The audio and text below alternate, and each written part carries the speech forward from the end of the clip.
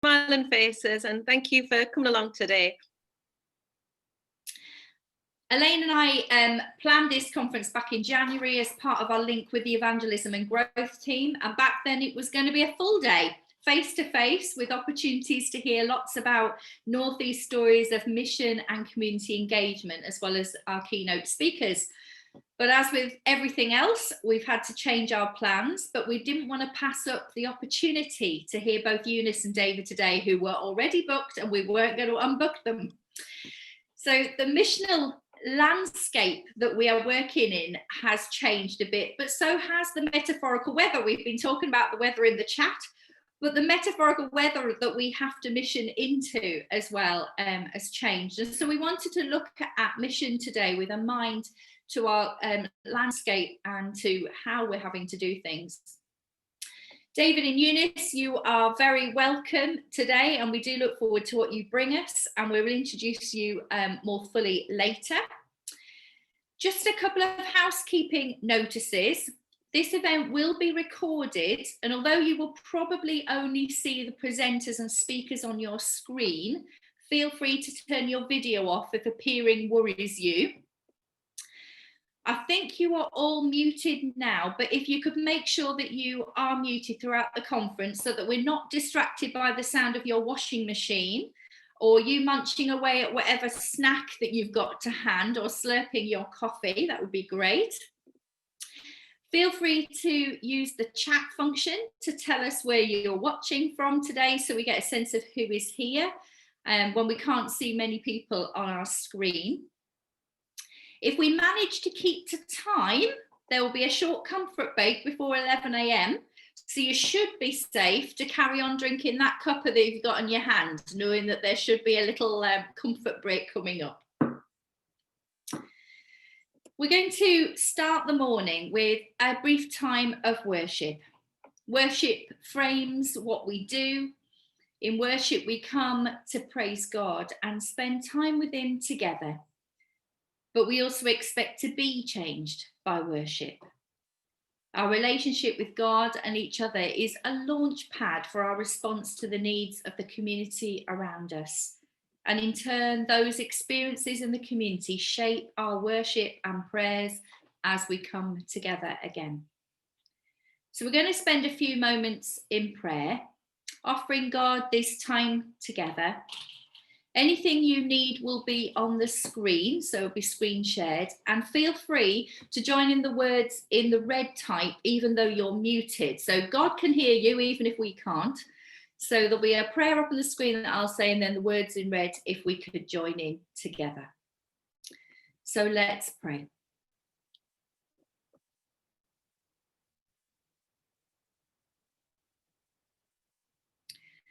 Loving God, all good, all true, all powerful, almighty, we worship you.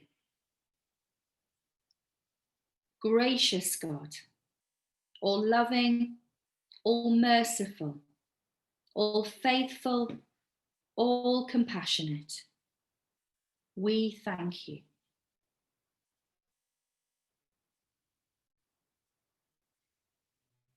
Mighty God, always active, always leading, always calling, always knowing. We commit ourselves to you. Saving God, always forgiving, always restoring, always teaching, always encouraging. We confess our faithlessness to you. This morning we offer you our local communities, the people who inhabit them and the issues they face. We thank you for the ways in which you reveal yourself in the faces and the lives of those we least expect. That in your kingdom, the last will be first, the weak will be made strong, that there will be release for captives and healing for the sick. As we meet this morning, We ask that you will indeed challenge us, that you will show us what you would have us do and who we need to listen to. We thank you for the ways that you have worked in our lives and the story that we have to tell because of it. We pray that you will help us to see the opportunities we have to share your message of hope with those around us, especially in these times of fear, confusion, and anxiety.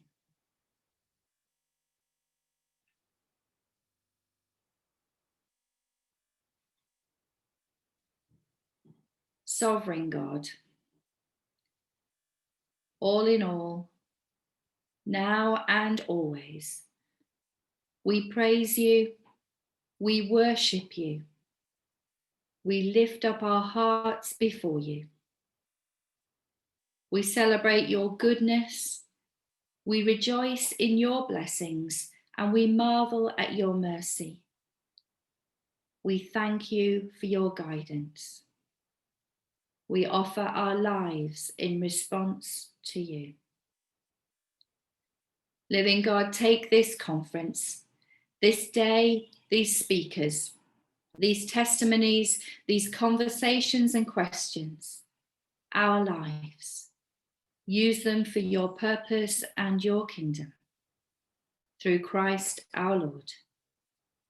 Amen.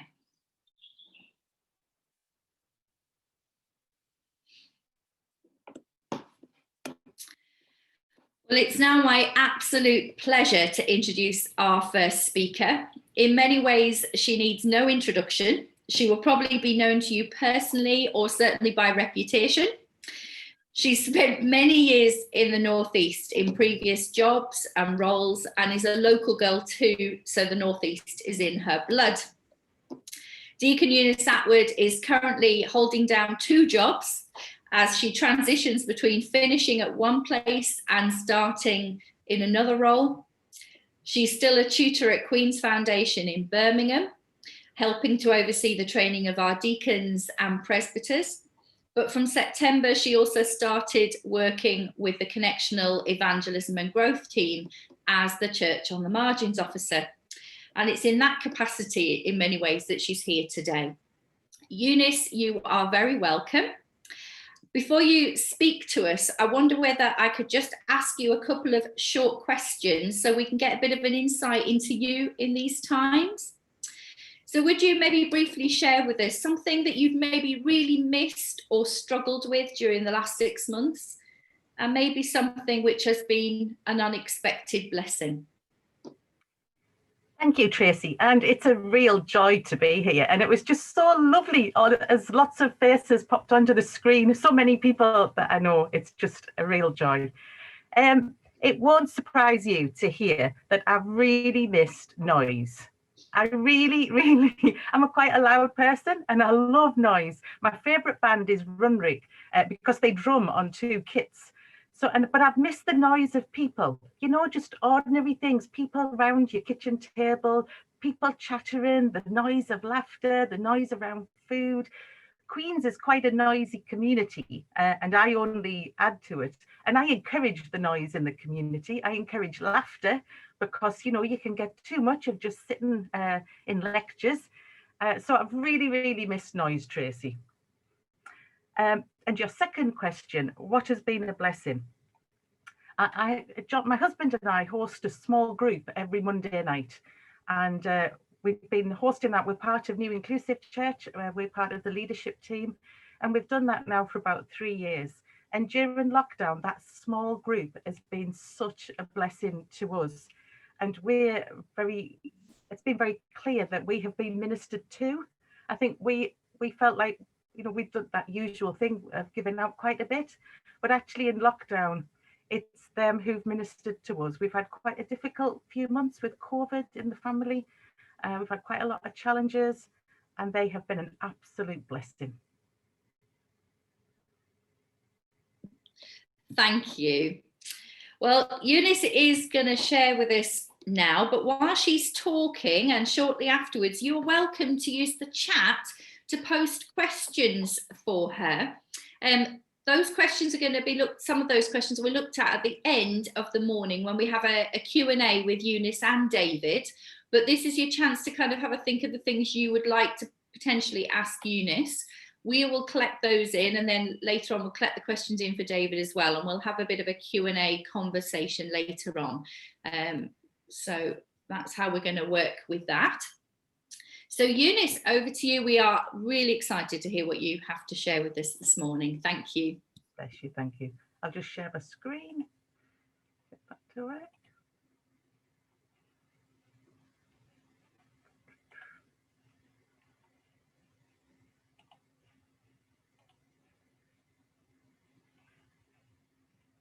Is that working?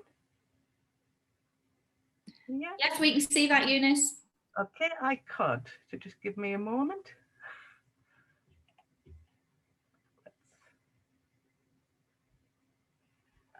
Okay. And I can't scroll. Yeah, I can't quite. Love, come here, will you? Tech is always great when it works, isn't it? We tried this before and it worked fine, didn't it? Yeah, it did. I can't see it. It just isn't helpful if I can't. No. This is where the expert's going to come in the room, isn't it? And sort you out. So we are.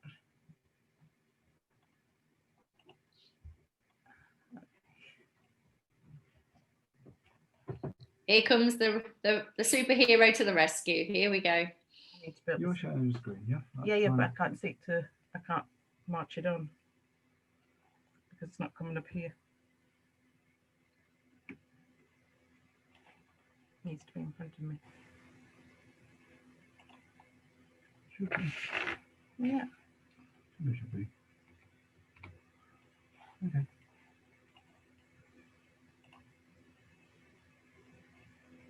Should we take it off extend screen? That might make it right. We'll be sorted in a minute, not to worry.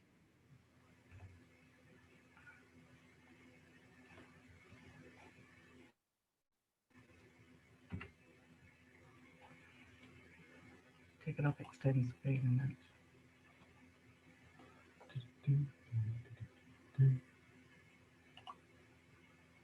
Yeah, there we go. We're sorted? No, back on there. Right. No, because it's not coming on. We're all sitting here with huge sympathy, aren't we, Tracy? Because we've all been in There. Yay! Right, got it. Sorted. Yeah. Lovely. Oh, thanks. So sorry, Thank you, friends. Just check it out. You'll move on one. Yeah, it will. Yeah, It will. it will. Right, friends, here we go. Friends, I am so excited about the God for All strategy. I can't think of anything that has been more of a blessing in recent years for the Methodist Church than this strategy. And actually that we have this strategy at a time when we're emerging into a pandemic. I don't think a pandemic in any way is caused by God. I would never want to put those two things together. But I think so opportunity and pandemic certainly shouldn't be in the same sentence. But a kairos moment for the church and for us as a community, I think there's definitely that. So I'm really delighted and so proud of our church that it voted this in at conference this year, despite the emerging pandemic. So, God for all, not God for some. I'm very persuaded that we need new people for new places, that our existing churches, absolutely fabulous, great, and we certainly don't want to see this in any kind of opposition to the good things that are going on. But I recognise, and perhaps you do too, that our church spaces as we currently have them are not suitable for everyone. And certainly what we've seen in over many decades is the church pulling out of its poorer communities. So in lots of places where people are impoverished, there isn't a Methodist presence, and those areas have really struggled. So this is a courageous and a bold vision for church at the margins. Now, I want to say that I think language is really important, and it can be quite a challenge. So I just want to go through with you what we actually mean by this. It may seem entirely obvious, but here I go.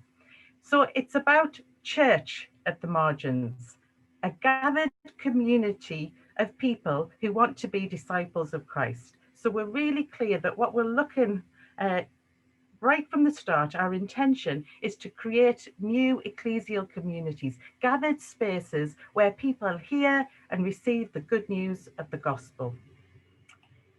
And at this point, the little words turn out to be really important. It's church at the margins, on the margins, of the margins, but it's not to the margins. We're not taking God to the margins, and we're not doing it to people, because we believe that God is already present on the margins and that actually God is waiting to be discovered there. So we're not saying that we want to impose anything on people. We want to be where people are at. The margins. There are many, many ways of describing margins, aren't there? You might think of ethnicity, gender, sexuality, physical impairment. You might think of ill health, but we're really clear that in part of this strategy is about people who are economically impoverished or people who are facing economic vulnerability. And as we all know, in the pandemic, where there's going to be people who are newly impoverished. And one of the hard facts, and as I think about all of the people in the northeast of England particularly, all the businesses that are going to struggle, there could be people who are newly impoverished who will really need to hear the good news of the gospel of Christ. Why? Why are we doing this? Well, isn't it, I just think it's wonderful that in the biblical story, we have this honesty about human beings, and human imperfection is writ large throughout the biblical narrative. And in the biblical story, there are people who are marginal, aren't there? So we read in the biblical passages many times where, because of being a woman, because of their ethnicity, because of disease, age, slavery, or poverty, there are people in the Bible who were marginal because they were born into, you can't do anything about your ethnicity. If you had an illness in the biblical tradition like leprosy, very little could be done about it. So you can be marginalized because of the condition you find yourself in. But take, for example, if you are marginal because of your gender in any community, the thing that keeps you there is patriarchy. It's the structures and the processes around you that keep you in that place. So there are all kinds of ways of thinking about marginalization, but we, as I said earlier, are really going to focus on economic poverty, because all of these things create margins, but we don't want to be the judge of, are you on the margin, are you not? The very clear thing for us is impoverishment. Second, why? Why are we doing this? Well, the Bible has an incredibly rich tradition. In the Hebrew text, we read about the need to care for the widow, the orphan, the stranger. There are many passages in the Psalms that talk about justice and righteousness embracing. And I love the way that justice and righteousness are deeply woven, deeply interconnected. They're not two separate things. You can't do justice without righteousness. You have to know what it is you're doing, why you're doing it. I think it's an incredibly powerful thing that Jesus himself became a marginal figure, that Jesus in the incarnation, choosing to become part of the human community, became marginal and was marginalized by the systems that grew up around him and that he grew up amongst. I think it's beautiful that God in Christ reveals to us this orientation to the poor. Jesus is very orientated to the poor, isn't he? He drew attention to people on the edge. He drew attention to poverty. If Jesus is the body language of God, the body language of God, the hands and feet of Christ, are about releasing people from that which keeps them captive. There's something beautiful about that. And in the face of the poor, we welcome God. Isn't that quite remarkable that God is present in and of the poor, and in the face of the poor, we see God.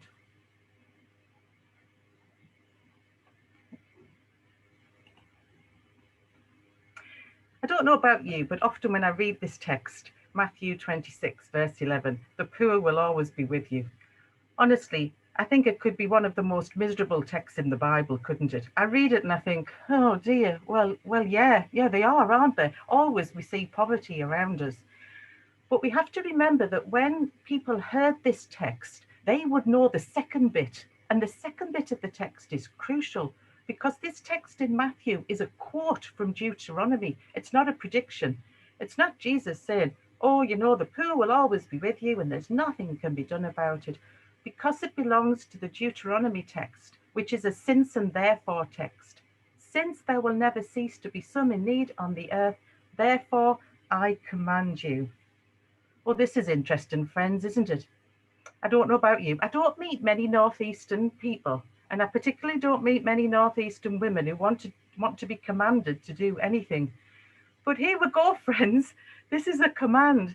This is not an optional extra in a personalized menu of discipleship. This is a command. So actually, Jesus was saying something here about, you know, it's meant to be normative. It's not an optional extra. It's a command. Open your hand to the poor and needy neighbour in your land. So I very much want to say to you this morning that I believe evangelism and social justice go together. And when I say they go together, you know how fish and chips go together, yeah? But you can take, you know, some people like fish, some people like chips. You can have one without the other, can't you? It's kind of a bit optional. They're kind of complementary, but you might not like them. Or you could say something like north and south, which some people would take as oppositional, wouldn't they? But I think evangelism and social justice go together like inspiration and expiration, breathing in and breathing out. I think evangelism and social justice are essential rhythms of discipleship. I don't think they're an either or, and I don't think there's a but. So I don't think, you know, do evangelism but or social justice? No, we won't bother about that. I don't think there's social justice, but, you know, we're not called to evangelism. I think for too long we've seen them as oppositional and as two different things, whereas my invitation to you this morning is to see that actually they're really at the heart of discipleship and that they're part of a rhythm of discipleship. An ebb and flow of being a Christian is evangelism and not evangelism but. Why? Why should we do this? Well, friends, I don't think I'm telling you anything this morning that you don't know and that you're probably not already doing. Some of you, no doubt, have been doing it for years. Because something about this being part of the story of Methodism, part of our DNA, part of our history.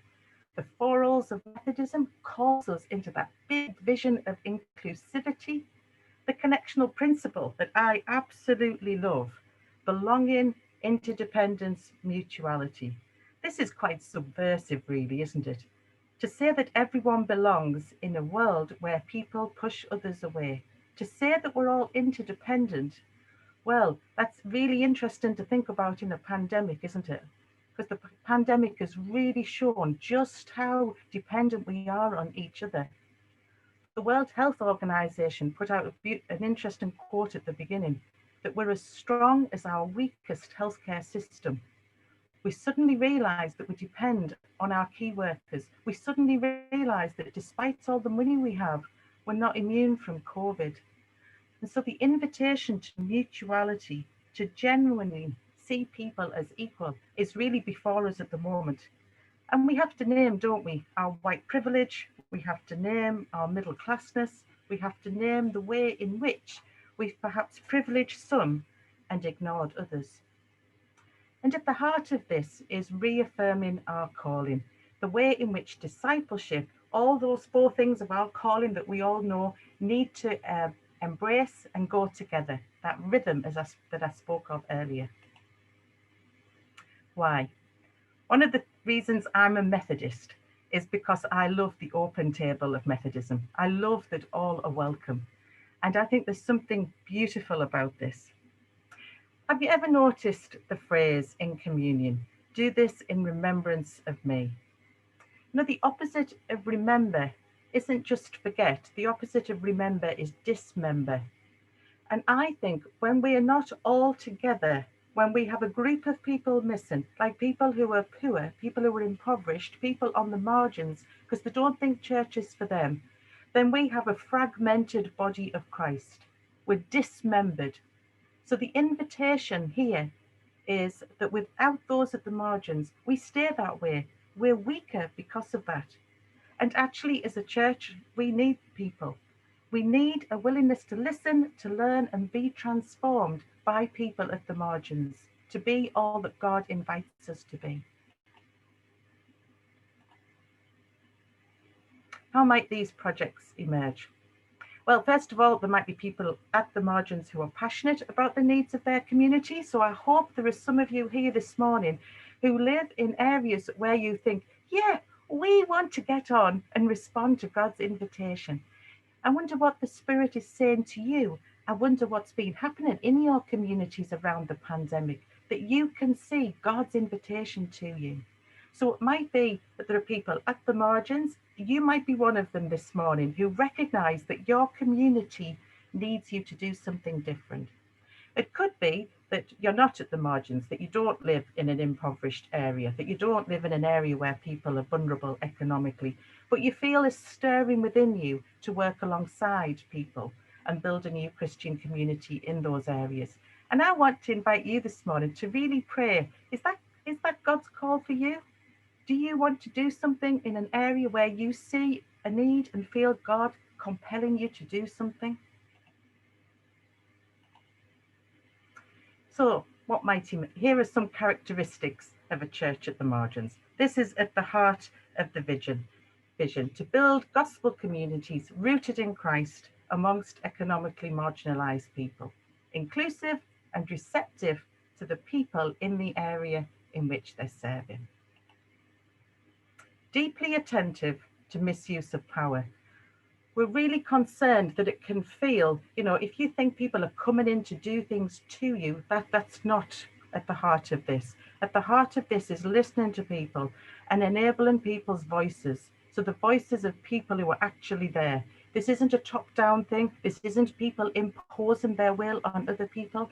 This is people being really attentive to misuse of power and actually making sure the voice of the people in those communities are heard, completely involved. And that's why the church that emerges will be very different, because it will truly listen to the voice of people in those communities, and it'll be very, very, very different, I think. It will be hospitable. I think relationship will really be at the heart of what we do at Church at the Margins. Inclusive, generous. I think there'll be a lot of food, there'll be a lot of sharing. And I've often found in my life that churches can be very friendly places, but they're often not a place where friendship emerges. And what we're hoping here is that actually genuine friendships will emerge between people, that people will know one another, because that's really the only way you'll know the needs of people, and that you'll be able to join them as they journey through their lives. Actually knowing the joys, the fears, and the challenges of their lives will be crucial. Sustainability. People in vulnerable communities have often been promised all kinds of things by all kinds of schemes by governments over the years, and very little has been delivered. So we think this is long haul ministry. This isn't something that you go in and just quickly do and come out again. This is a sustained commitment to that community and to those people. So we'll need to think carefully at the beginning about sustainability and a team around people. As I said before, this is about Indigenous leadership, and this will be complicated, won't it? How will we encourage local people to lead? And this is going to look very different, I think, from ways that we've trained people before. I think it'll be very, very contextual. It'll be about supporting them, thinking about how they're going to flourish. And it might be in small ways, encouraging people to have confidence to speak, encouraging people who are actually natural leaders in their community. And as someone who grew up in the Northeast, I know that there are often natural leaders in small Northeastern communities, and often they need encouragement, and you need to be alongside them to enable their leadership to really emerge. And it could be that it's groups of people rather than, I don't think this is going to be about individual hero kind of leaders, you know, that we do sometimes see in the church, a kind of hero, savior, fix-it complex. I don't think it'll be that. I think it will be people who have a humility about them. Church at the Margins is going to resist those models of meeting community needs, development and action that take up lots of time and energy.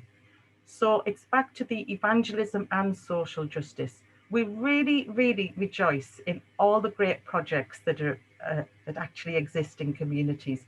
But we want to say that it's those projects and an intentional space to gather, to pray and to meet as potential disciples.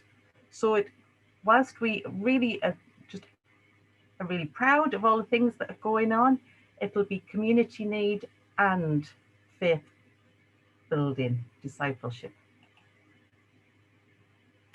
I like this quote of Tolstoy.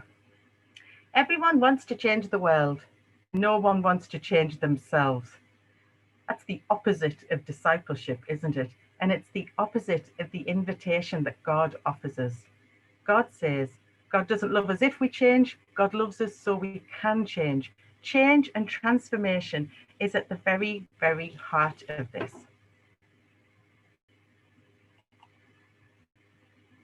So friends, this morning I wonder, what is God's invitation to you? What impact has the pandemic had on the vulnerable communities near you? And you may be part of that vulnerable community. What have you noticed? How have people responded? What have they actually done? What might it mean for you to partner with God in the pandemic? Friends, if at the moment we don't hear the invitation from God to be people of hope, to be people of courage, to be people who say, in a pandemic, we know this good news that God is still with us. God hasn't gone away because there's a pandemic. What will it mean for you, for me, to partner with God in the pandemic? And who might join you? Church at the Margins isn't going to be Lone Ranger ministry. It isn't, as I said earlier, going to be about those saviour complexes, those hero, fix it. We know what this community needs, so we're going to come in and we're going to fix you. We're going to tell you what you need and we're going to respond. It isn't going to be that. It's going to be greater humility, and it's going to remember that we as disciples of Christ have a huge amount to learn from people at the margins, a huge amount to learn from people who are impoverished, and we need to have a posture of humility. So who might join you? So friends, this morning I really hope that you will think and pray and take the opportunity of this morning to ask, what is God really stirring in your heart? What is God's invitation to you? There's going to be funding as part of this. So part of the connectional strategy is to fund significant district projects. And I think Newcastle is in the second tranche, is it, Elaine? Yeah? So there's quite a bit of second tranche, yeah. So there's going to be some funding. But friends, I don't think this depends on us being given money by the church to do things. Because what I want to persuade you to this morning is that this is a natural part of discipleship, and that actually without it, we're not fully being all that God calls us to be. So it would be great for you to receive the money and partner with that. But this for me is about a culture change within our church. It's about embracing this part of our discipleship that says, yeah, without actually working alongside people who are impoverished, we're not fully the disciples that God calls us to be. So friends, this is about God for all, not God for some, God for all. It enables church at the margins, gathered communities that are discipling people, that people might know the good news of the gospel. Thank you.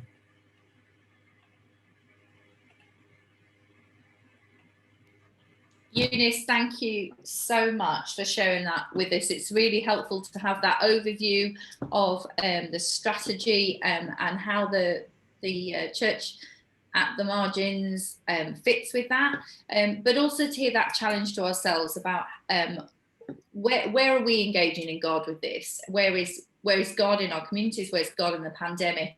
That's really, really helpful, and we hope there are some questions beginning to come in. So we hope people, as you're kind of reflecting on what Eunice has said, that you might put some more down, and we'll ask some of those of you later on. But for now, thank you, Eunice, and get yourself a well-deserved cup of love. And I suspect for you that will involve chocolate as well. So enjoy that little bit of a break, and we look forward to chatting with you a bit more with the Q&A later on. Thank you so much.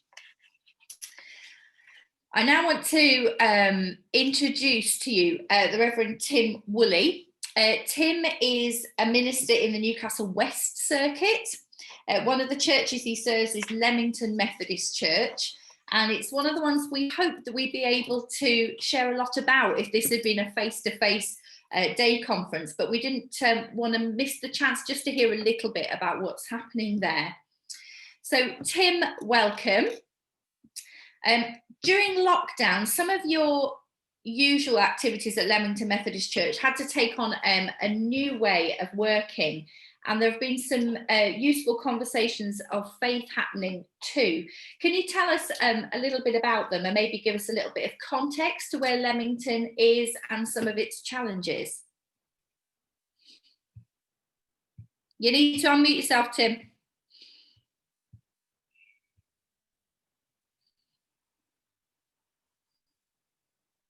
Emma, can you unmute him?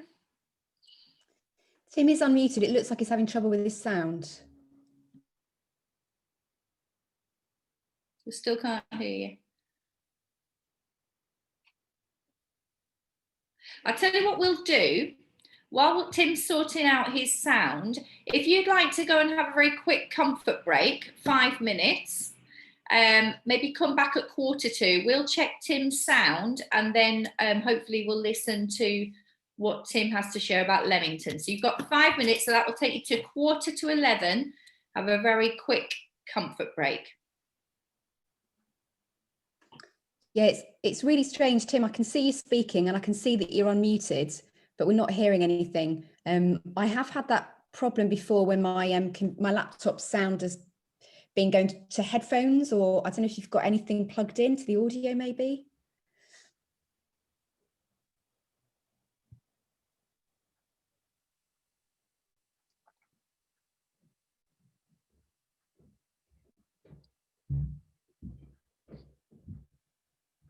Might it help just to go out and come back in again, Tim, and do a sound? Sorry, I just realised that was my sound test coming up. And do a sound test as you come back in, Tim. You can do it. You don't have to go out. You can just go from the little arrow by the microphone and just check your microphone's selected to the right one and your speakers are, and then you can just hit audio second or test speaker and microphone on there. Yeah, I see it at the bottom.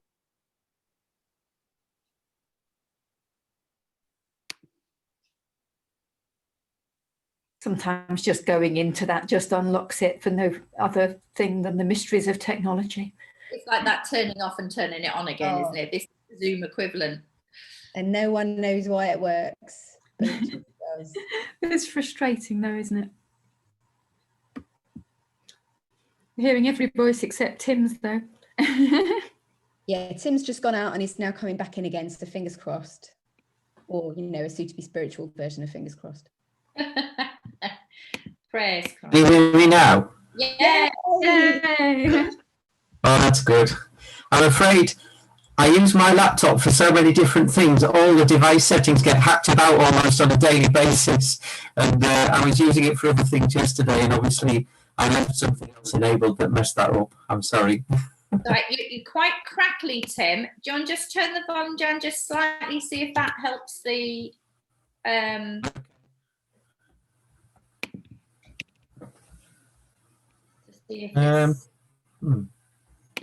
Try again, just try talking again. 1, 2, testing 1, 2, 3. No, Yeah. still... we can hear you. It's just it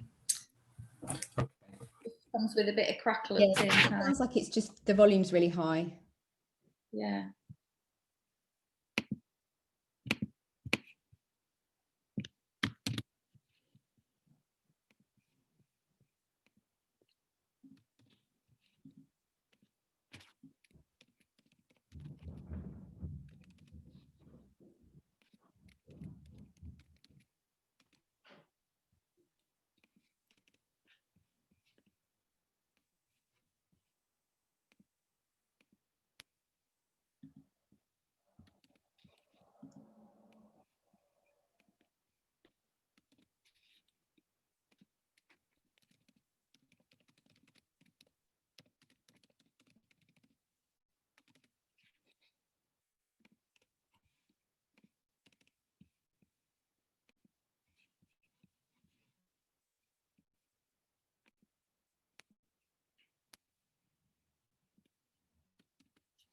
Has he gone out again? Yeah, it looks like it. Okay.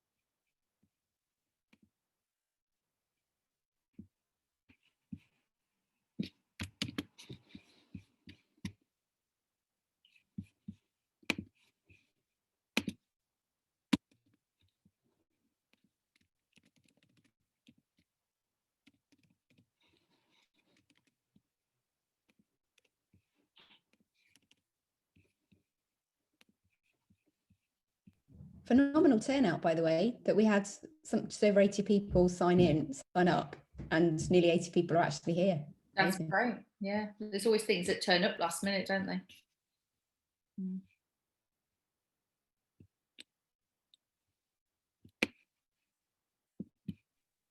Have we gone into breakout rooms while I nipped out to go to the loo? We're having a comfort break. It's okay. Oh, good. Yeah, I took mine a little early. I've come back and I thought there's only the presenters there. I've obviously no, done it something was supposed wrong. to be Tim, but we're having a sound problem, so we're cool. just trying to get the sound up. So we sent everybody on a slightly early comfort break. That's okay. I just felt that I was like, oh, what have I done? Everyone's gone. That's fine. Did you get a coffee as well, though, Alison, while you were having your comfort break? Because everyone else has. Mm. But that rather defeats the object then. It means there'll be another comfort break needed. Well, I just have to say that if she had got a coffee, she's not shared a coffee with anyone else in the household. The problem with the early break is I've not finished the coffee I started with at 10 o'clock, so I can't replenish it yet. Oh, well, you must have a mouth of steel. Can you hear me now? Yeah, it's great. Tim. Yes, that's better. Is that all right? I'm sorry. For someone with a technical background, I managed to completely mess all that up, didn't I? We'll let you off. Give people a minute to come back, and then once it looks like everybody's back, we'll do that. Yeah, sure. Just as a learning experience here, Tim, what do you think the problem was for those of us who might experience it ourselves? Well, I'm not sure why the sound was crackly.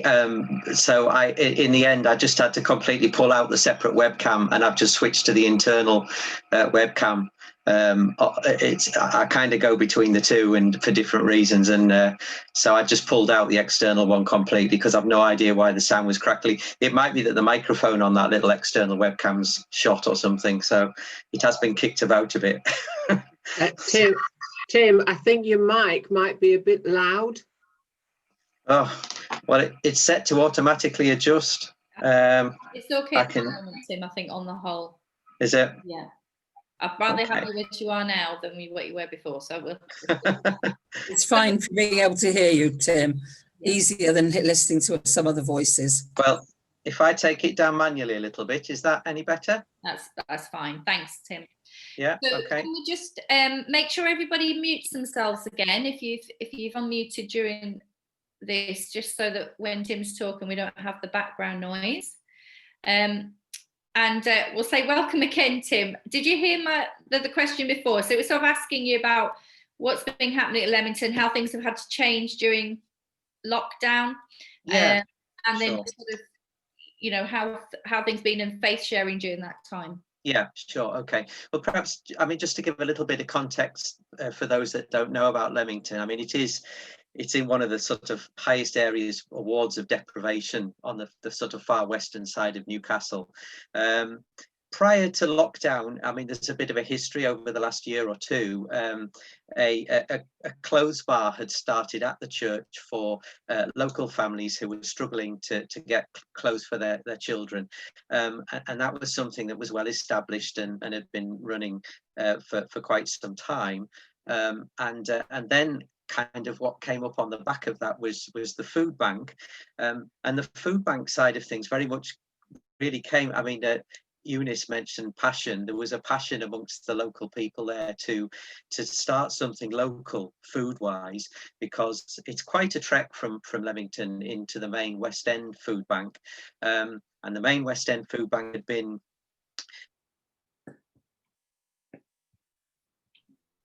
We suddenly can't hear you, Tim. Sorry, Tim, my finger slipped. Right, sorry. Carry on. Hang on, we're just. You're going to unmute. There we Okay, go. am I unmuted again? Yeah. All right. I don't know at which point I was muted. So only the last sentence or so it's fine. Okay, so yeah, it was getting more difficult for local people in Leamington, because they were having to get the bus in to get their vouchers, and then they were going to have to get the bus in on another day to get their food, because the main West End Food Bank had deliberately separated those two events, because frankly it was becoming unsustainable for them, and in fact it meant that for them only the people who really needed it would work to go back another day and get the food, but that was presenting real problems for people who were much further out on the western side of Newcastle. So the food bank started as well, and really kind of at the start of lockdown, what was happening, we had a mixture of volunteers, people from not only Leamington Church itself, but from our wider circuit as well, and also one or two volunteers who we'd gotten to know firstly through the clothes bar, and they kind of come on board as volunteers in their own right. What happened kind of at the start of lockdown really was the clothes bar side of things had to get put to one side, and the tea and coffee and the kind of social aspect of it obviously had to finish, and also what went with it was a lot of the volunteers who were primarily in their vulnerable age category all had to finish as well. So kind of at the start of lockdown, we were left really just running the food side, but with many of the new people who were younger and wanted to keep it running, and so it really, this period has been a time of empowering for them, because they've really had to take a much more main seat role in us running the food bank. It's been lovely to see one or two of them really kind of coming out of their shells, and feeling empowered, and it was interesting. I mean, one of the challenges in a way is, Eunice mentioned about us being careful not to, in a sense, take our power to the margins and in a kind of a controlling way. Of course, once you empower some of those people on the margins, there can be power struggles that form there as well, so that there are challenges. But it has been lovely to see some of them really kind of stepping up to the mark. One of the other interesting things that's gone alongside this period, of course, we started doing our service stuff online, and I mean, volunteers down there knew I was involved in those, and whilst many of them would never darken the doors of a church on a Sunday, the fact that they can sit at home and in the comfort and safety of their own home, because they're curious, they can click and watch, then that us doing that online has now enabled them to access that in a way that we couldn't have presented to them in the normal ways, and so that's been really good. And there's one chap who actually has only been helping since lockdown. He's never known normal time at that church, but and he keeps saying to me, I just dip in and out of the services, but then it's very clear from what he says that he's actually watched most of all of them, and he's all very quick to pick up when new stuff's gone up, and so we have very interesting conversations coming out of that. I mean, the bunch that are helping at the moment they're a complete mixture, really. There are some who are quite sympathetic to faith. There are others who would say they're atheists and they're just doing a good service for the community. They like the social justice side, but they don't as yet see any need for the God side. There's a right mixture of people coming from sort of different perspectives. I mean, there's many challenges about working kind of with people who have quite chaotic lives, and it's lovely to see them, you know, feeling empowered and feeling valued. One of the challenges on the food side is that you've got, in some ways, quite a chaotic bunch of volunteers, but we're trying to partner with a very structured, organised, large charity, which is the West End Food Bank, which has some very tight rules and regulations, and our chaos doesn't really align very well with their structured rules and regulations. And I feel like I tread along a path of eggshells all the time with that. And, you know, I'm quietly often thinking to myself, I hope they don't come down to see us tonight. As in the people from the West End Food Bank. So that tension between the chaotic nature, to some degree, of the people that we have on board helping, and the quite strict rules of some of the, you know, an organisation like the West End Food Bank that we partner with, which are part of the Trussell Trust. Yeah. One of the other challenges, I feel like I'm talking more about challenges really, but this is on my mind because this has just been quite pertinent this week, is because some of their relationships are quite volatile and chaotic, and obviously that spills into what we do at the church and at Food Bank too. And I say pertinent for this week because just literally a couple of days ago we had kind of a bit of a bust up between two people who help all the time, and they are actually vaguely related as well, kind of, so there was a big bust up a couple of days ago, and I'm still waiting to see how the dust settles on that. So yeah, that can be difficult to navigate, but there is a real passion amongst those local people to really serve their community there.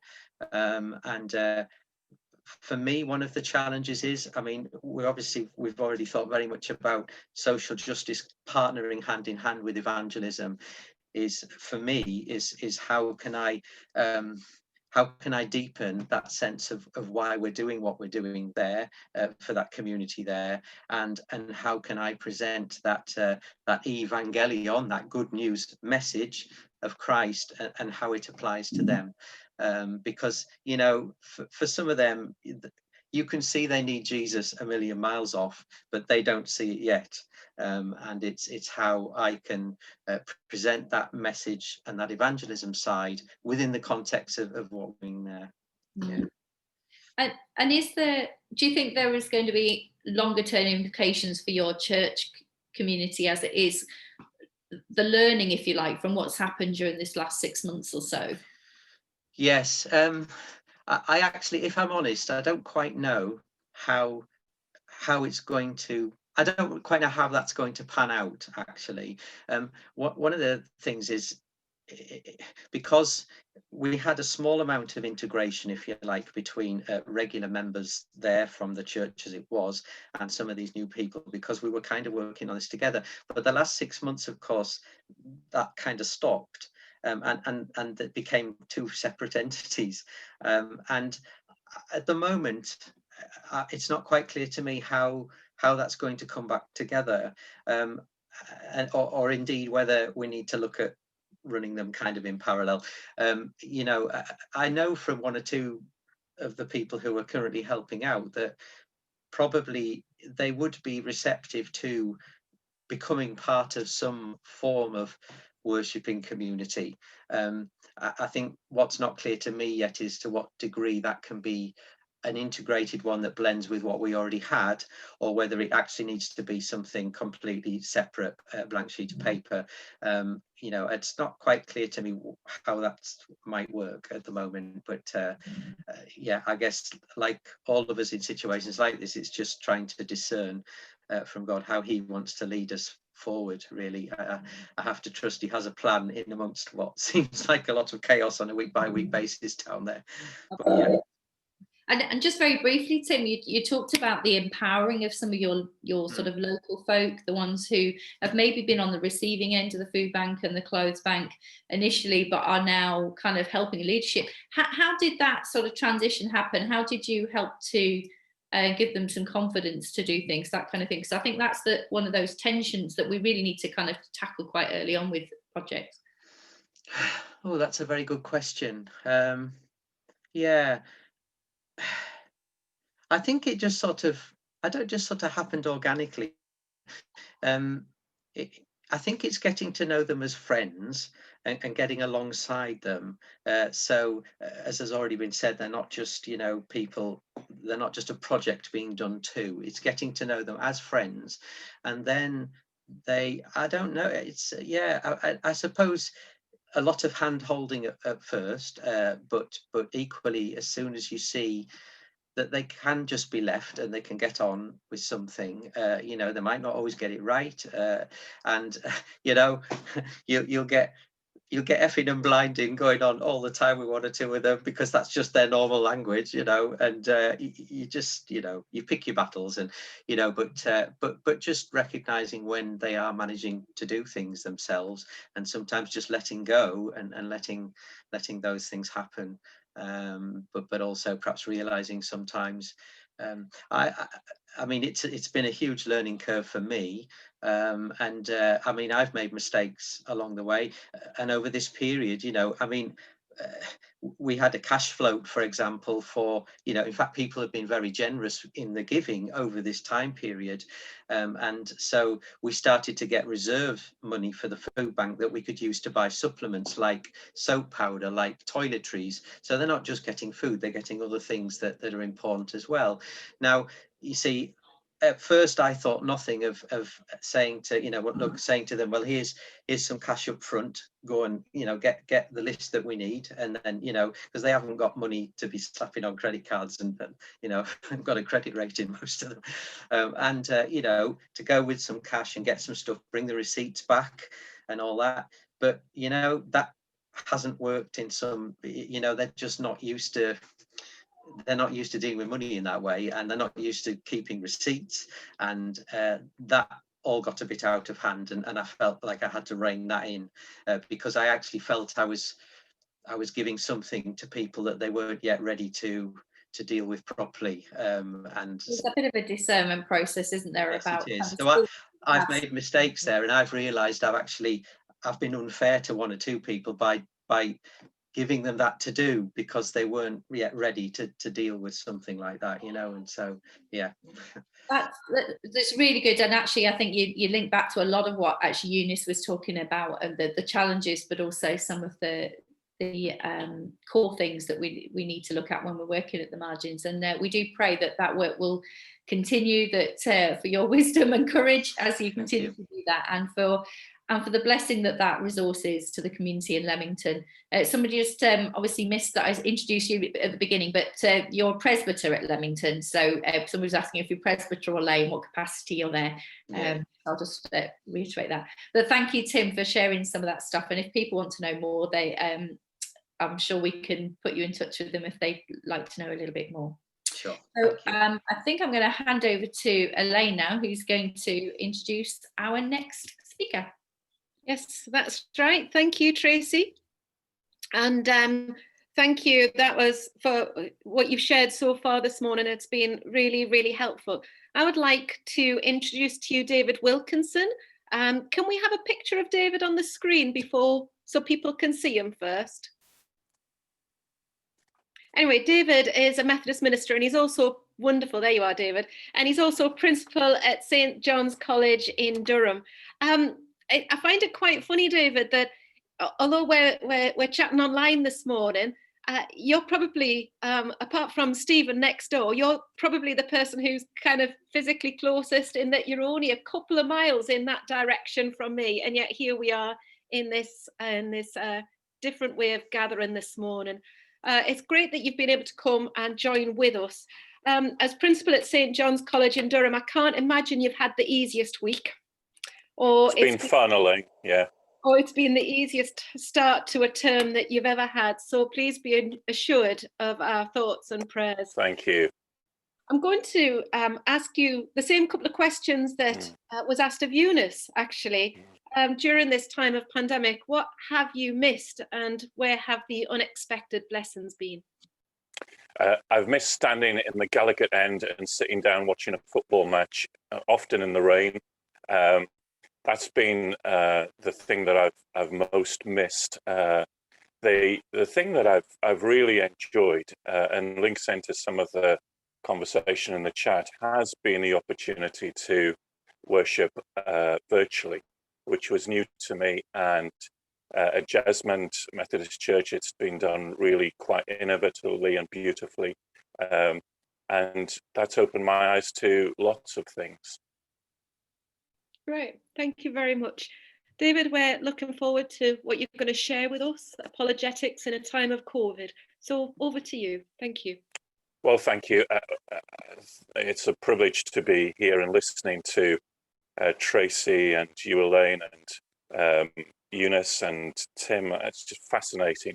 I'm going to take us in a slightly different direction, but I may come back to where the conversation has been. And that's just to share a little bit about my own personal journey during this time of COVID in terms of what I think it means for mission and particularly apologetics.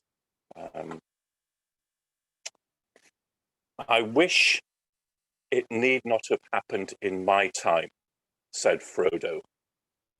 So do I, said Gandalf, and so do all who live to see such times. But that is not for them to decide. All we have to decide is what to do with the time that is given to us. Well, if you're a Lord of the Rings nerd, you'll know that the story from Tolkien is about how the little people have to respond and change the world during a time of great evil, oppression. Frodo, as the hero in The Lord of the Rings, doesn't want it. He doesn't want to be part of this time. And to be honest, I've been feeling that myself, particularly in the second wave of the pandemic.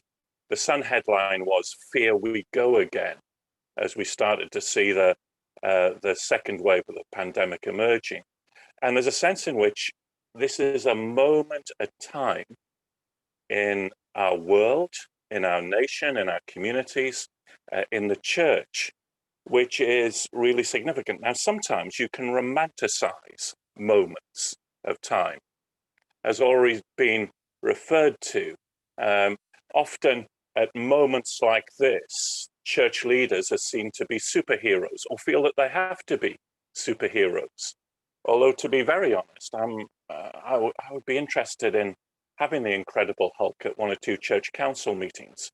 That actually might be far more interesting in what's going on. But sometimes you can romanticize this by saying, what a moment, what a terrific moment to do this, that, and the other. Let me show you my bad taste in pop music, which goes back to that great singer Whitney Houston. In 1988, she did the American team theme song for the Seoul Olympics. Give me one moment in time when I'm racing with destiny, then in that one moment of time, I will feel eternity. And what a moment. Here it is. When the going gets tough, church leaders get going, all the rest of it. The trouble is that romanticizing moments, there's a gritty reality to them. In fact, when you see there that the Olympic flame was lit, no one had thought about the doves of peace who were floating above. And I leave it to your imagination to know what happened to the doves of peace above the Olympic flame when it was lit. It wasn't a pretty sight.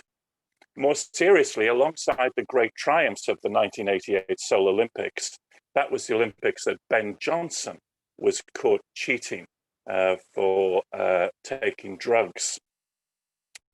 Now, time in Scripture is really important. And what I don't come this morning with you is any easy answer to some of the questions that are facing us as individuals or as a church. I don't believe that there's a 15-point plan to get this done, or a follow me, I've done this and therefore you can do this and church will be fine. I think the question facing us is one of a theological task to think to ourselves, what does life mean in the pandemic and post-pandemic? And often when I hear church people talk, they talk about the new normal almost as if we're going back to how church was once we're through this little bit of a crisis. That's a typical response, I think, of Methodism and churches in general in the West. That is nostalgia for the way things used to be. George Hunter, the Methodist missiologist, once said that the Methodist Church is ideally placed if the year 1958 ever happens again.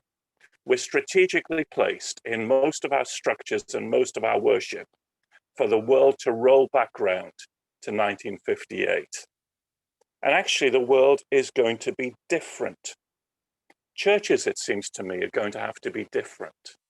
The people that we work with, we're going to see new things, be challenged by new ways.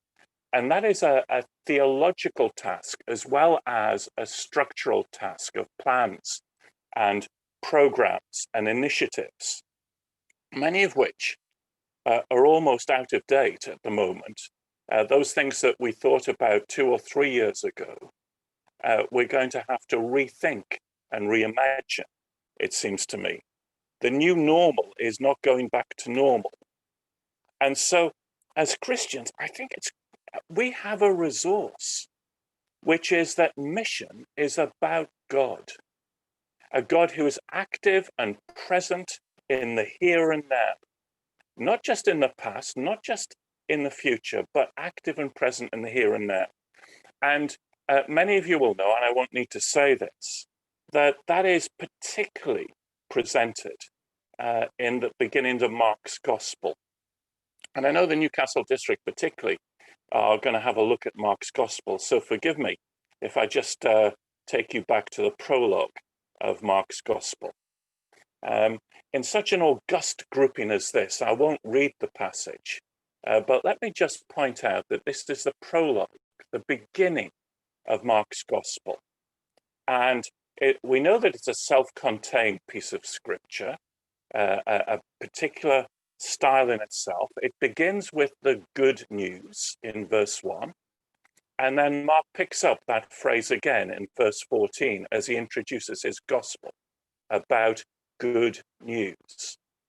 And you notice that this is a good news in a particular moment of time. If you look at time here, you've got reference to the beginning, you've got reference at that time, you've got reference to the time has come. And as Eunice pointed out earlier, time in scripture has different terms to it. I just bought a book on chronology the other day, ordered it online. It's finally arrived. It's about time as well.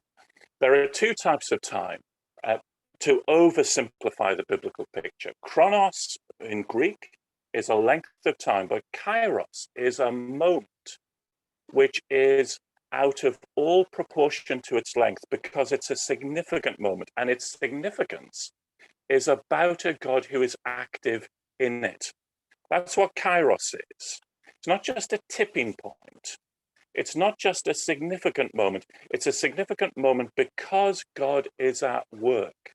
The time has come. The kingdom of God is near. As Don English once said, there are moments which God fills with great meaning.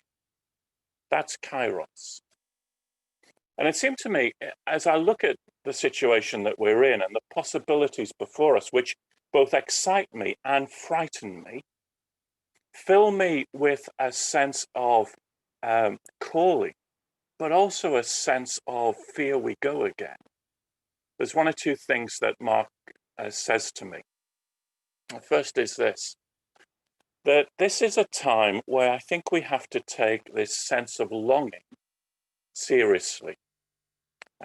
Mark begins and he uses a number of quotes which he puts together. It's not easy hermeneutics here. He puts together Isaiah and Malachi and the prophets from Exodus, and he talks about this long time of waiting for the Messiah to come. 400 years since Malachi.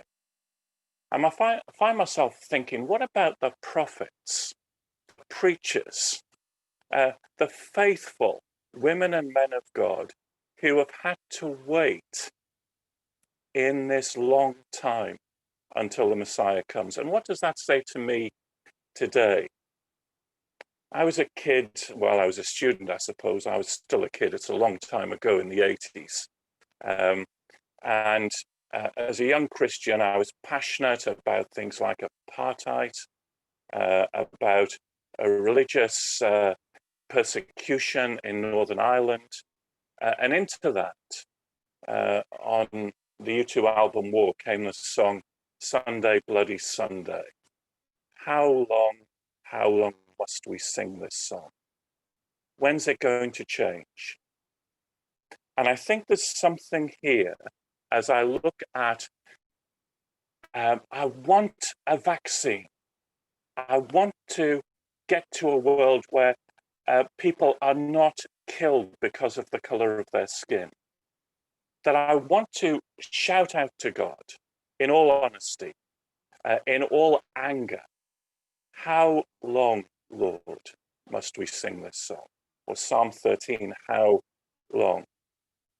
And as Tom Wright and others have talked about, I think therefore we need to rediscover in apologetics this theology of lament, what it means to lament with the world and give opportunities for lament. But I also wonder if there's a theology of patience in this. We're quick to try and find the solution. We want the solution. We're impatient with this. There's something right about that we want to have a holy impatience with the world. But at the same time, what does it mean to allow us to wait on God? The second thing is a time of uncertainty. You know, I mean, John the Baptist is a fascinating character, but he's really confusing. I mean, he appears in the wilderness. That's quite frightening because in the wilderness, various religious zealot movements began. I mean, John the Baptist appearing in the wilderness is not a comforting thing. And I mean, you wouldn't want him at a middle-class dinner party, would you? And what's all of this stuff about the way that he's what clothing he's got and a leather belt? And well, you've got to know your Old Testament. You've got to know there's allusions to Elijah here. And then I think we oversimplify when he talks about, I will baptize you with water, but he will baptize you with the Holy Spirit. If you were there at the time, you'd go, what on earth is he going on about? What is this bizarre speaker at a mission hub actually going on about baptizing with water and baptizing with the Holy Spirit? This, you've got to know Joel, you've got to know one or two other things. I mean, actually, this is about uncertainty. This is about not being comfortable. This is about questioning a religious tradition. This is about not quite knowing what's going on. And I believe that God is doing new things amongst us, but sometimes we have to catch up to that. Again, let me quote Donald English. When God does a new thing in the world and most needs his people to testify it and interpret it, too often he finds them resisting, resenting, or even opposing it for being not precisely what they hoped for, or still worse, being too disturbing of their long-established ways. And I think particularly, I want to ask the question in terms of our apologetics, and apologetics is about listening to culture and seeing where it connects with our theological understanding of God, seeing the opportunities that God gives us. I just wonder whether we need to think more about what it means to live with uncertainty. We've got to be careful and not too quick to make theological statements, as certain presidents of the United States have made recently. We've got to say, I don't know theologically about why this is happening or what it's about. And I think we've also got to think about what it means to live with scientific uncertainty. It's interesting how governments seem to be talking about being science-led, but actually there's a huge amount of scientific uncertainty, as we've seen in the past few months. What does it mean for the church to live in the midst of uncertainty? within our national discourse about how we treat science and theology in all of this. And then I think there's a time in the midst of all of this of affirmation. I've long misunderstood why Jesus needed to be baptized. I can't work it out. Why? There's something about his identification with the people. I understand that, but you know, he's the sinless one, and what's going on there? I've got lots of questions about that. But what's interesting, in the midst of those questions of uncertainty, comes that voice from heaven: "You are my son, whom I love. With you I am well pleased." I go to lots of conferences on mission, and I have to say, most of the time I come away feeling guilty. Most of the time I come away with a heaviness of the heart for what I'm not doing and what more I should be doing.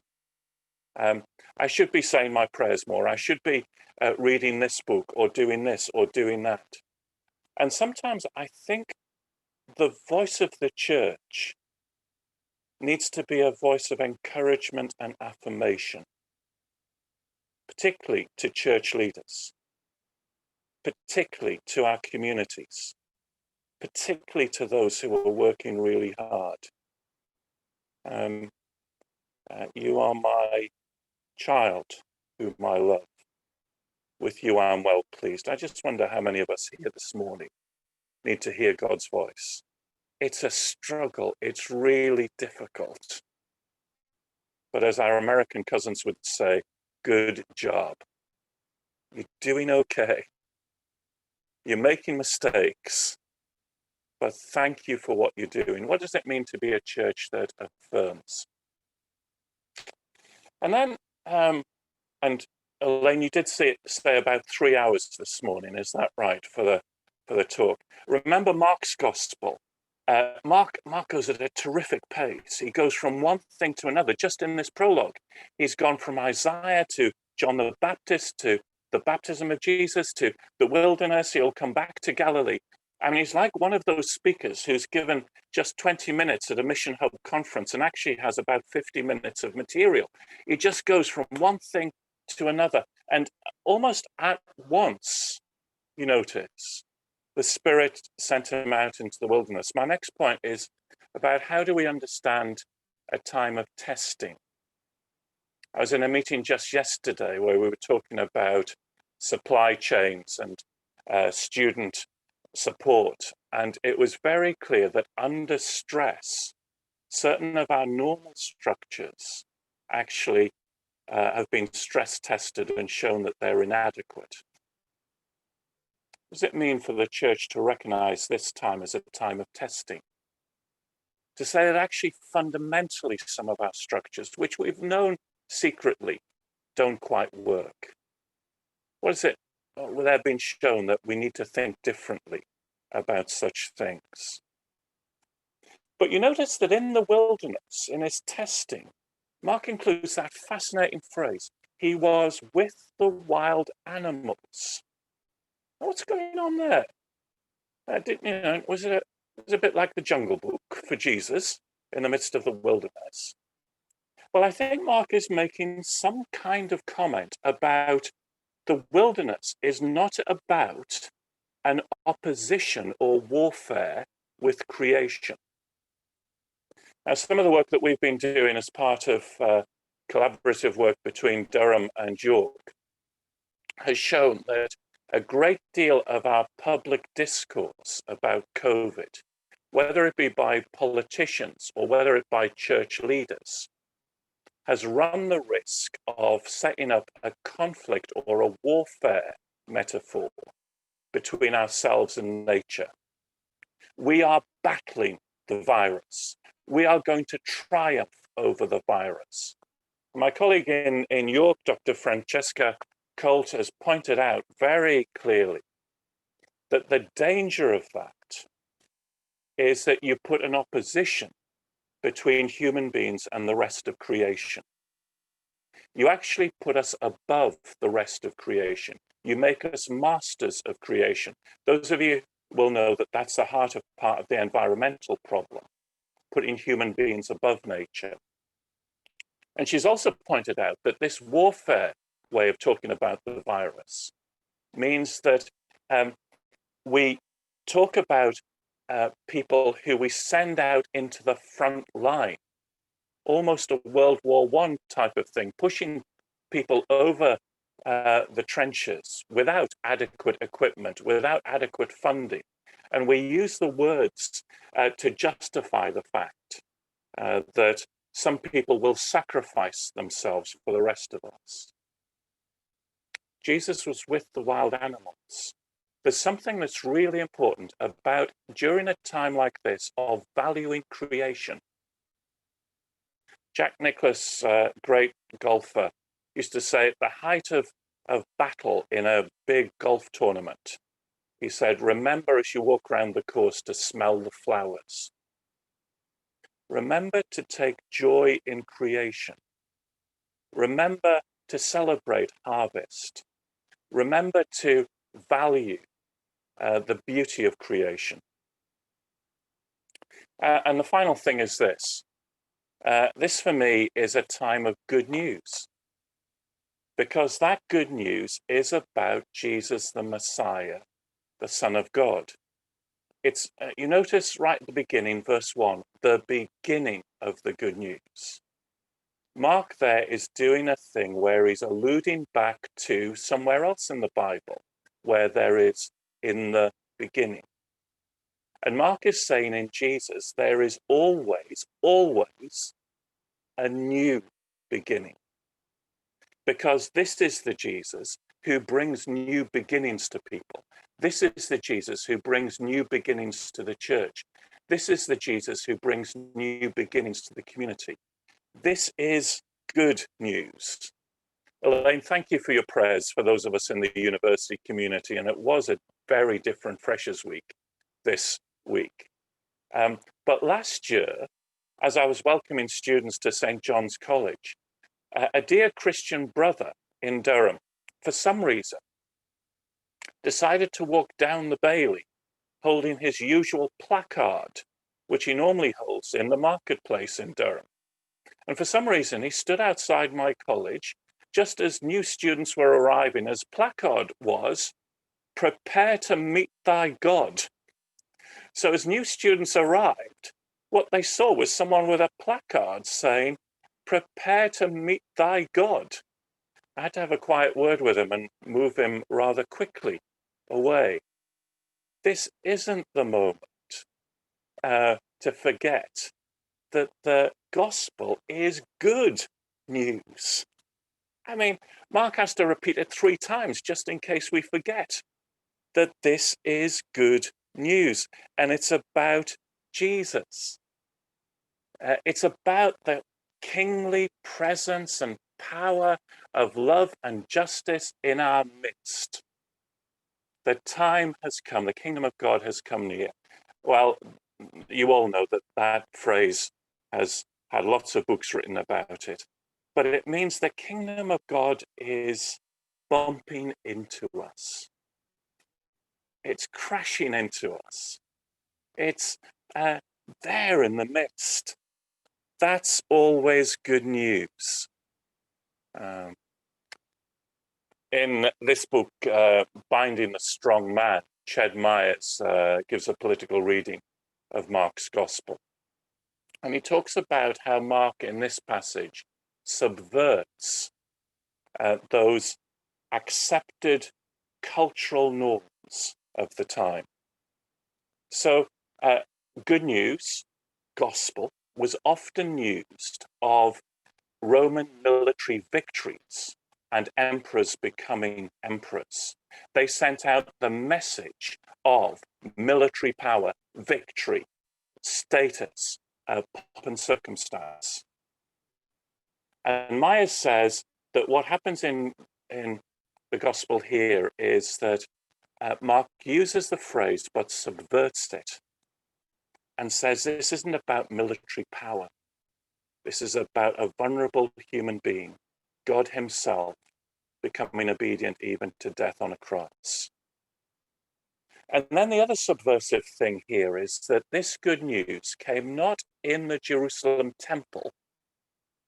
Jesus went into Galilee. Stuart Blanche many years ago said, Galilee was a land of passing excitements and dangerous fashions, of a barbarous dialect and offensive manners. Galilee was the big market on a Saturday night. Basically, Galilee was the place on the margins. Galilee was the place not at the center of the religious communities. And Jesus started his ministry in Galilee because the Holy Spirit is not confined to the churches. The Holy Spirit is at work in the world. That's a fundamental theological theme for me in apologetics, that God is always going forward beyond us. One final quote from Donald English: one remarkable thread running through Christian history is the way in which the church in times of revival has grown and worked among the poor, the weak, and the lowly. Recession of revival has often coincided with control being taken over by the strong, the noble, and the clever. Last summer, when we were able to travel, I took part in one of the events for the 50th anniversary for the Apollo moon landing. And I shared the stage with a man called Paul Lembo. Paul was 21 when he was asked by NASA to coordinate a team of 2,000 engineers to build the lunar lander. And they built all of the lunar landers. And in lunar landers, as you see there, the sheets of metal have to be held together with rivets. There's about 10,000 rivets in this module. And because of very interesting physics, which I won't go into just this morning, those rivets have to be absolutely smooth against the surface of the metal sheets. In the 1960s, they didn't have a machine to do that. They couldn't tell by sight whether these rivets were smooth enough until someone had an idea. And NASA set up its own team of people who were blind, who would come and by touch feel whether every one of the 10,000 rivets was smooth enough to be able to be sent into space. They saw things in a different way that many other people could not see. And it seems to me what Mark is saying is that if you encounter Jesus, you begin to see things in a different way that other people can't see.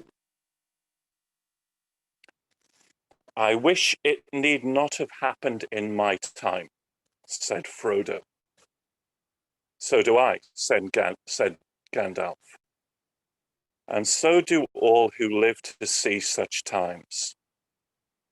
But that is not for them to decide. All we have to decide is what to do with the time that is given us. And it's the little people who change the world.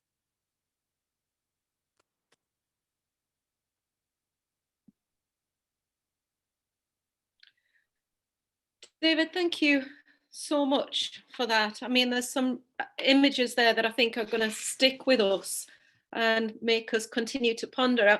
I'm personally becoming increasingly thankful that we decided to record this, because I'm wanting to go back and re-listen and think through some of the things that both you and Eunice have shared with us this morning, and to hear a bit more of the story that Tim shared as well.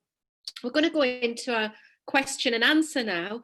And I'll go back to Eunice first, and then David, I'll ask a question of yourself. But it would be really good if it's not just me asking you questions and you talking back to me. But if you want to join in and make it a conversation between yourselves, between Eunice and David, that would be fantastic. So make sure you're both unmuted, and feel free to keep adding your questions into the chat function as well. We probably won't get through all the questions that have been asked, okay? But first of all, Eunice, are you there? Yes. Oh, wonderful, because I can't quite see you.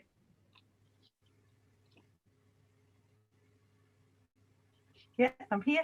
Oh, there you are. Thank you. Eunice, there was a question asked about the aim of a church at the margins, about how will we know if it's succeeded? Is it to see a reduction in poverty, or more people attending church, or more people becoming Christians, or what? What's the aim behind it? Thank you. The aim is very much about new Christians. It's not about necessarily them coming to the churches that we already are established. It's about new Christians in new places. Is it about reducing poverty? That's really interesting. I think we have to have a bigger vision of that word poverty. You see, I think sometimes the church as we know it is poor, because we've become so used to being with each other. We've become quite exclusive. There are many ways to be impoverished, aren't there? And so I think that this is about church at the margins, about, in terms of attending to people's spiritual poverty, we hope also to respond to physical poverty. And I love what, David, I was really interested in your conversation with Mark's Gospel and that fundamental thing of Jesus, that it was good news to the poor. And poor is a big word, isn't it? There are multiple ways of being impoverished. And I think in some of our churches, we see a deep loneliness. Neil, you've commented about mental health, and you've visited more people because people feel their poverty have been disconnected. So I think that for me, there's a humbling of the church where we need to see our own poverty as well. I think we're arrogant if we think that we have wealth, we have money, but there are so many things that we haven't got. Eunice, I think I'm going to come in with, just to finish on that point that you've said, I think I'd like to come in with one of Neil's questions as well. Neil said, how do we get around the problem that poverty is defined in relative terms, i.e. by comparison with others rather than what we actually need? In other words, is this about helping people to attain the wealth of others, or to be content with what they have and to realise that their riches need to be shared with those who are less well off than themselves? So the basic question that Neil's asking is, how do we get around that idea that we view poverty in relative, not absolute terms? Yeah, that's a really good question, Neil. And I'd love to be sitting in a room having this conversation with you. I think one of the reasons why I think about economic vulnerability is I'm conscious that, you know, if my washing machine breaks, I can go out and get another one. I don't have to worry about the roof over my head. That vulnerability where people, especially in the pandemic, are in social housing, or if they lose their jobs, they're very near homelessness.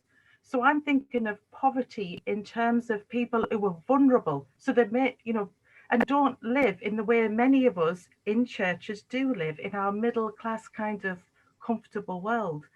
But I don't think this, yeah, I think Neil, that's a really good question. I think it's about economic vulnerability and deciding who's poor and who is in need of our.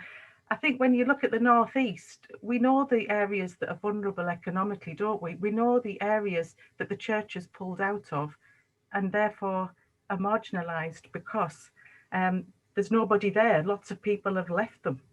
They're the left behind places is a phrase I've often heard used. Yeah. Thank you. Do you know, I said I was going to go to David after asking a couple of questions, but there's another question in the chat that kind of follows on from where you've left that. Well, there was two actually, one from Alan and one from Chris. Alan says that it feels like the Methodist Church did this naturally in the past, i.e. Christian communities springing up in communities at the margins. How did we lose this and what's different today? And I'm going to link that in with Chris's question, because Chris said, I feel the Methodist Church has become a victim of our own success in the sense that Wesley started with largely uneducated working class people who've become more middle class over several generations. Here's the question, and it's Corker. Do you think we need, like Wesley did, to start again organically? Well, or that we can't start again, can we? We have to be where we are, and we have to accept where we are, stop, look, listen, reflect, and ask, how can we do things differently in the future? I don't think we can ever start again. To the question about we did this originally, it's really interesting to me that as you look at all of the churches, all of the major institutional churches, including not just the UK, but across Europe, a report was written 20 years ago by JPIT that said that the institutional churches had pulled out of poorer communities. So that it wasn't just the Methodist Church that did this. Lots of churches did this. And actually, if you look back historically, we've been doing it ever since we became maybe quite comfortable, became institutionalized, maybe, and you know, for some people, I mean, the town that I come from, Spennymoor in County Durham, you know, there was a point in its history at which all of the local council were Methodists, and they were changing their communities. And there's something for me that we've lost about that, changing our communities, participating in a way that enables the good news of the gospel to be heard and being willing to be changed by it.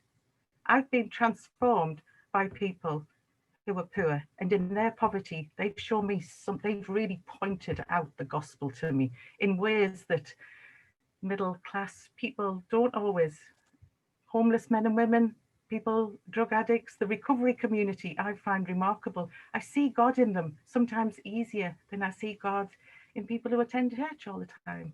Yeah, thank you, Eunice. Helpful, very helpful indeed. David, can I bring you in at this point, maybe with a question that is very similar question that I've just asked of Eunice, but if I could bring you in to ask it more from an apologetics point of view. That question about feeling like the Methodist Church did this more naturally in the past, with Christian communities springing up in the margins. Am I looking back with rose-coloured glasses here, or was that true of apologetics and of mission? I think we all look back with rose-coloured glasses, Elaine, but that doesn't mean that there wasn't a reality there at the same time. I think Methodism's encounter with those who are poor is very complex. At one level, Wesley was missioning in Newcastle, as we well know, in very radical and different ways. But then subsequent generations of Methodists put all of their money into large temples and cathedrals, which now we're having to live with. And most of our money is going into maintaining roofs and things of that sort. Robert Wearmouth, in his book, Methodism and the Working Classes, talks about this kind of mixed nature that as particularly amongst the coal mining communities here in the Northeast, as people began to encounter Christ and take on leadership within the church, so they moved up in social standing to become, as Eunice says, councillors and trade union officials. So this is a very complex thing, and it's true of apologetics and mission as well. We shouldn't underestimate the complexities of this, but I think symbol is important. So when David Shepherd wrote Bias to the Poor, in Liverpool, what he was talking about was the church needs to be seen to represent God's bias to the poor. And therefore, going back to the question of success, of course, it's right to question connectional programs in terms of funding and whether they're put in the right place, and they need to be assessed carefully and rightly. But there's also something about us just being seen to embody the gospel, in embodying God's bias to the poor, and embodying broadly God's missional activity, which is why the sense of just sitting in our little safe churches and spending all of our money on keeping the building going is so destructive of the gospel. There's a helpful reminder in the chat from Neil that the first capital funds that Wesley put in towards a Methodist building in Newcastle wasn't for a church building, but for the orphan house. A great reminder there. And there's several questions or comments that relate to our structures and whether our structures are fit for purpose. Over the years, I can't count, I should say, how many times I've had conversations about whether our structures are fit for purpose or not. But there's an interesting slant on asking that question that comes from Alan. And he says, but how will they become fit for purpose? How will they become fit for purpose? And I ask that question of both of you, please. Eunice, do you want to go first? Because I've no idea how to answer. That's a great question. I think we've got to stop, listen and keep listening. I don't think there is an easy answer to this, but I want to hear from people at the margins. And, I'm part of the leadership community of New Inclusive Church. That has taught me loads, about what it is for a new community to be established, that its challenge to the church's structures, because it's new. It just does all kinds of things. It doesn't know what not to do, and it's not encumbered in the same way. So there's a real invitation there. But we're now already starting to come up with, well, what about communion, and what about this, and what about that? But there's a real different orientation because it's new, which is why the God for All strategy is new people for new places. That sense in which maybe the existing structures can't hold some of this new work, that we need new spaces. So I don't think there's an easy answer, but I look forward to listening and keeping on listening. And as David has invited us to this morning, if in the pandemic, we're going to need to be so open to God, because no one knows what the future is going to look like. Anyone who says they know what's going to happen in the next few months, is being paid by someone, aren't they? The medics who were paid, who go on the telly, tell you all sorts. The medics who work ordinarily, they're telling me a very different story. So I think a deep listening and being open to God's Spirit. I think that's very helpful. I mean, I think probably the only thing that I know is that whatever happens in the future, the circuit system does not cope with a church in decline. And therefore, I think one of the fundamental things for those of us who are Methodists is a rethinking of the circuit system. The circuit worked beautifully in times of growth and in times of enabling growth to happen. When you get to that tipping point where a circuit is made up of a number of churches who are declining, the drain on growing churches and new initiatives, financially and in terms of leadership, becomes so great that actually those new initiatives, those new communities, if they're part of the circuit system, just are starved in terms of their growth. And that means a fundamental look at how we close churches and a real boldness in doing that, and a rethinking of the circuit system for me. Now, that may be a small minor thing compared to all of the bigger issues going on, but I think those are the type of structural changes that we need to think about for those of us who are Methodists. David, I absolutely agree with you. I really, really do. So in my agreement with you, I'm going to put alongside that one of the questions that kind of was in response to what Eunice said, but I think fits more with that, is to do with how the church's money is often redirected from wealthy suburban places. And please don't everyone put in the chat and shout me down when I say this, but sometimes churches that are wealthier because they're actually more missional, and they're attracting people, making new members, so their finances go up. How that money is often redirected from those places that are either wealthier or are growing to places where they find it difficult to survive. How do we balance that in a way that doesn't penalise churches that are doing good work in order to sustain places that are really struggling? I realise I'm wittering a little bit, but can you both in terms of places that are struggling that maybe should close, but also places that are struggling that actually we should definitely not pull out of those areas? Well, partly I think, Elaine, you've answered your own point beautifully, and that is the difference between those that we are helping to survive and those that are struggling to do new work. And of course, the gospel really finds its working out in how we use our money. That's the real kind of critical point.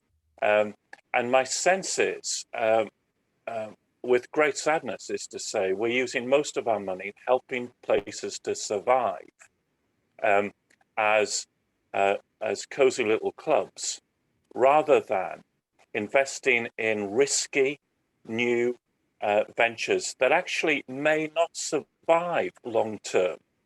I'm not worried about that, actually. I think within the Western Church, we've got to a stage where once we start something, we feel we've got to keep it going for the next 200 years or so. Actually, what often we see in times of revival are new things springing up by the Spirit of God. And then the church codifying that later on, trying to structuralize it. So can we get to a point where we say, what is risky? What is where the Spirit is working? Now that's an easy cliche to say, much harder in a circuit meeting to work that out with competing voices going on. But that's, I think, the listening and the praying that needs to go on. And one of the things I think for mission, which is really important, and Eunice touched on it, is that we need to mission with diversity, so that one initiative may be completely different from something else. There is not one template that works even in poorest communities. It is located in different ways, and God's mission is about that sense of diversity.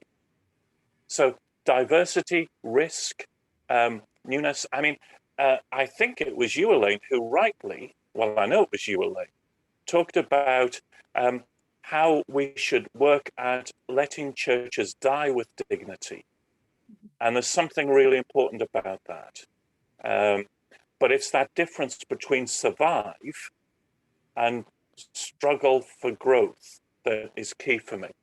Yeah, thank you.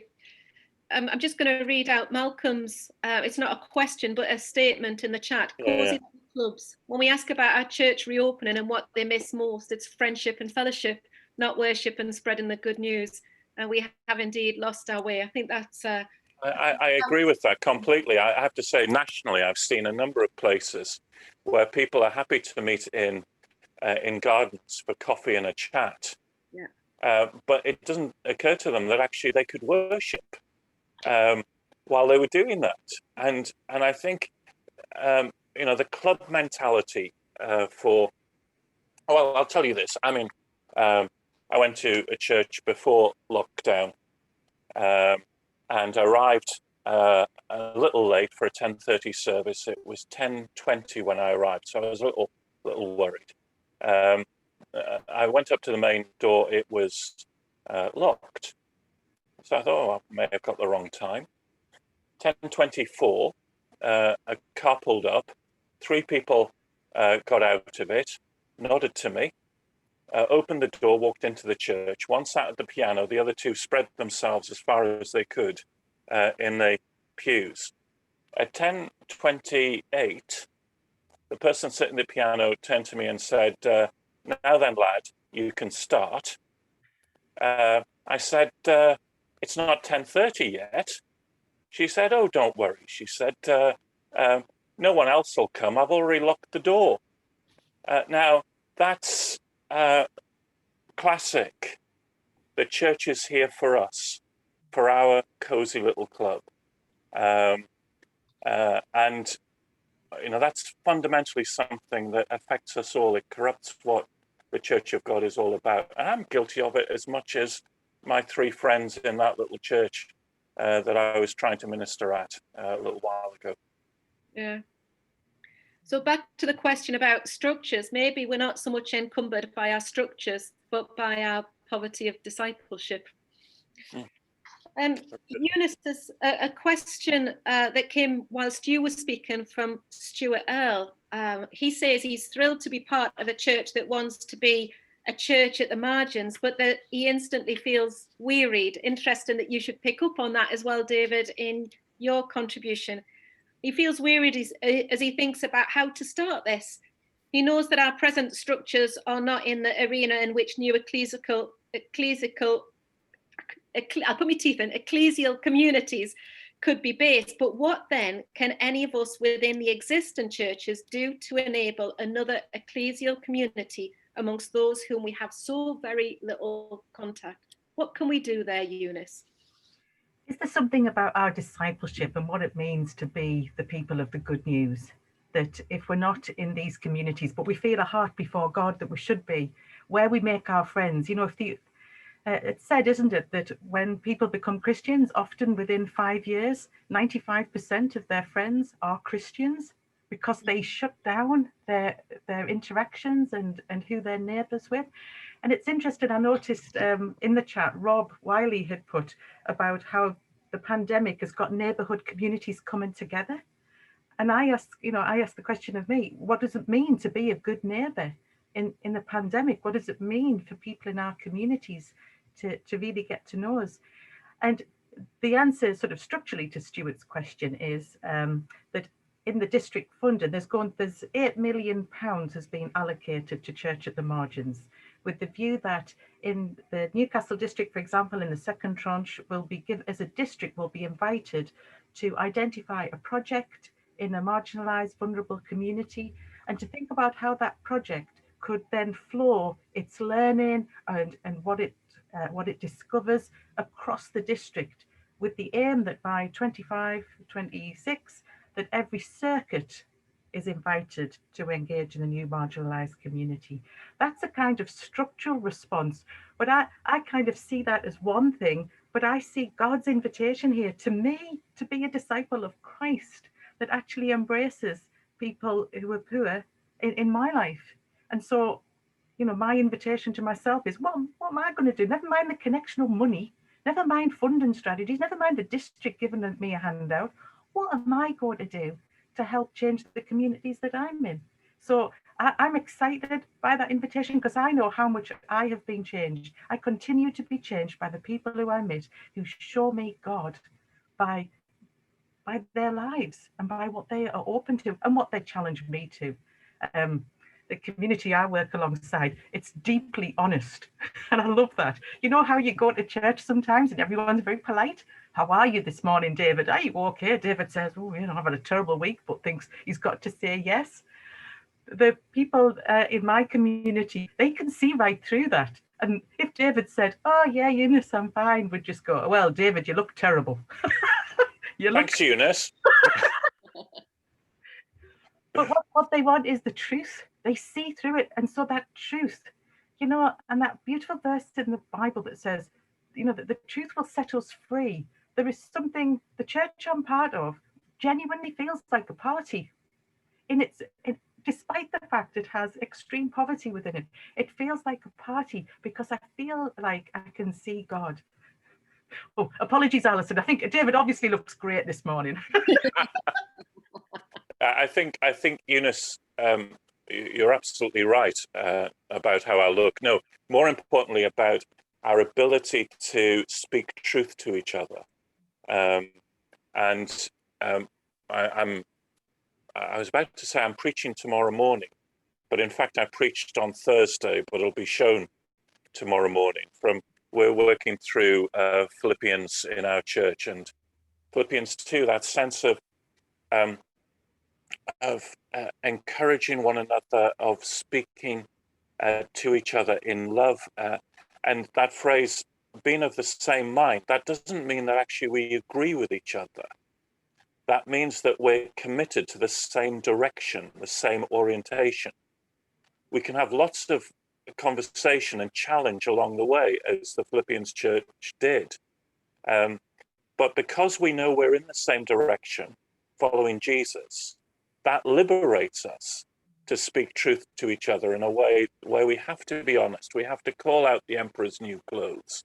We have to be able to question one another. And that's part of the liberation of the Christian community, if our discipleship is right in that. Yeah. Eunice and David, I say this in all honesty, I could listen to this conversation for a long time, but unfortunately our time's coming to the end. If you have a final comment or thought, you've got about 30 seconds each just to share that before I close our session together in some prayers. Eunice, David, either of you want to go?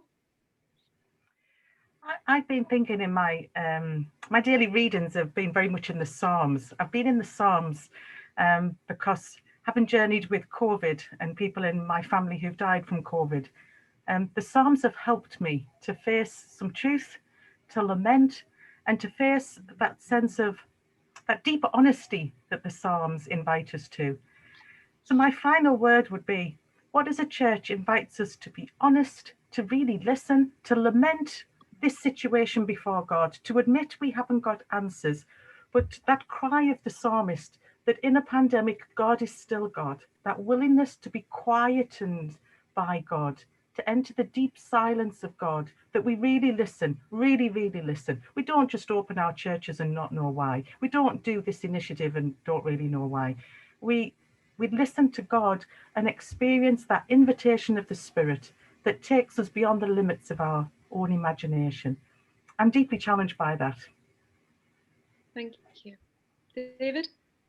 I just want to say thank you for all that you folk are doing. I mean, to give up your Saturday morning to listen to a couple of us Twitter on for so long actually shows that your heart for mission is in the right place. And just thank you for your ministries. Thank you for what you're giving of yourself, particularly at a time like this. Thank you for what you're doing for the kingdom. Thank you. Thank you for that word of encouragement, David, and to you, Eunice, as well, and to Tim. Thank you for all that you've shared this morning. I found it hugely helpful, and we very, very much appreciate not just what you said, but who you are. Thank you also to Tracy for co-hosting, and for Emma for helping us through this. As we come to our final prayers this morning, I was challenged, and no, I wasn't challenged. I was comforted. I was soothed by a quote this week that I heard from Elaine Heath. And she was talking about how we deal with change and how we meet face on some of the new things that we're in. And she said this: show up, pay attention, cooperate with God, and release the outcome. Hopefully a graphic will come up so that you can see those words again. Show up, pay attention, cooperate with God, release the outcome. And I found it so soothing to my soul to know that I didn't have to come up with a 10-step plan, and that I could be reminded of the God who has been faithful throughout my life, throughout our lives, and to look back a bit like the psalmist, looking back and remembering that faithfulness of God in every situation that we found ourselves in, even on those times when we've not wanted to show up or to pay attention or to cooperate or to release the outcome. But God has been faithful to us. Let's pray together, shall we? Amazing and gracious God, help us to show up in the places where you are working, the places where you are calling us to be to. Let us pay attention to what you are doing and what you are saying, even in the unexpected places and spaces. And may your will be done in our lives and through our lives as we cooperate with you. Soothe our tired spirits as we remember your faithfulness and release all outcomes to you. This we ask in the name of our Lord and Saviour, Jesus Christ. Amen.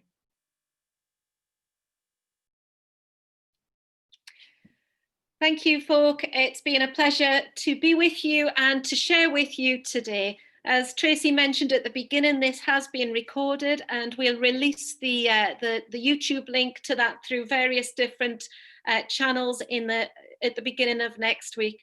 But all that remains to say is I hope you have a blessed day, a good day, that you find rest, that you find excitement, and most of all, that you find the peace of God today. Thank you and God bless. Cheerio.